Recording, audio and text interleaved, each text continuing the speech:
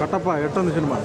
Hit 3 hit కొట్టాడు అన్న, block buster ఖచ్చితంగా సక్సెస్ఫుల్ అని చెప్తా. One man army Nani natural star అన్నావు, నేచురల్ స్టార్ కాదు. ఇక్కడ నుంచి ఈ సినిమాలు చూస్తే ప్రతి ఒక్కరు ఉచ్చబోసుకుంటుంటే యాంటీ ఫ్యాన్ నాకు ఫ్యాన్స్ కూడా వద్దన్నారు కదా, ఇంకా ఫ్యాన్స్ పెరుగుతారు. ఇటువంటి సినిమాలు చూస్తే ఇంకా ఫ్యాన్స్ పెరుగుతారు. నాని నువ్వు దూరం చేసుకోవాలనుకున్నా, మేము నిన్ను దూరం చేసుకోము. Wonderful movie. ఆఫ్కోర్స్ ఈ సినిమా చూసి మేము సైకోలాగా మారుతామని కాదు, సైకోయిజాన్ని అంతమొందించాలంటే నీలాంటి సైకో ఉండాలి.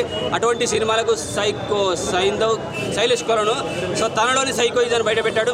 హీరోగా తాను సాధించలేనిది డైరెక్టర్గా సాధిస్తామని వచ్చాడు, కానీ ఆ డైరెక్టర్ హీరోగా మారిపోయాడు. ఆ హీరోని సైకోయిజం ఎలా ఉంటుందో ఈ సినిమాలో చూపించాడు. అంటే తనలోని డైరెక్షన్ చూపిస్తే ఎలా ఉంటుందో అని చూపించాడు అనమాట నాని సైకోగా. Wonderful movie. One man army అని చెప్పగలుగుతాను. ఖచ్చితంగా 18+ చూడాలి.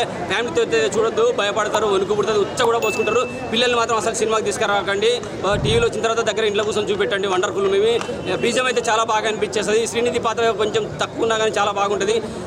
2-3 క్యారెక్టర్లు హీరోతో పాటు ట్రావెల్ అవుతుంటే చాలా బాగా అనిపించేస్తాయి. అలాగే సెకండ్ పార్ట్ 2లో హీరో ఎంట్రీ ఉంటుంది, మస్త్ అనమాట. అది అసలు ఆయన లేకపోతే అక్కడ జరిగే సిచ్యువేషన్ ఏంటి అనే ఫీలింగ్ కలుగుతుంది. అంటే టర్నింగ్ పాయింట్ అదే అనమాట. పార్ట్ 2, పార్ట్ 1 హీరో కూడా ఉంటే బాగుండేదేమో అనే ఫీలింగ్ కలుగుతుంది. పార్ట్ 4 హీరోని కూడా చూపించేశారు.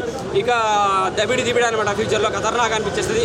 ఎక్కడ కూడా మైనస్లు అయితే ఏమనిపించలేవు. కిర్రాకుంటుంది భయ్య, మస్త్ అనిపించింది. బీజేము నాని సైకోయిజము సినిమాకి బాగా హైలైట్స్. అండ్ శైలేష్ కొలను అయితే ఖచ్చితంగా హిట్ కొట్టాడు. వండర్ఫుల్ అంటే వండర్ఫుల్ మూవీ. సైకోయిజాన్ని ఇష్టపడే వాళ్ళు, పోలీస్ డిపార్ట్మెంటు క్రిమినల్స్కి ఉచ్చబోపించాలనుకుంటే మీరు కొన్ని ఈ సినిమా చూడాలి సార్. మీలో ఉన్న సైకోయిజాన్ని బయట పెట్టాలి. ఎందుకంటే సైకోలు భయపడాలంటే ఖచ్చితంగా మీరు ఈ సినిమా చూడాలి.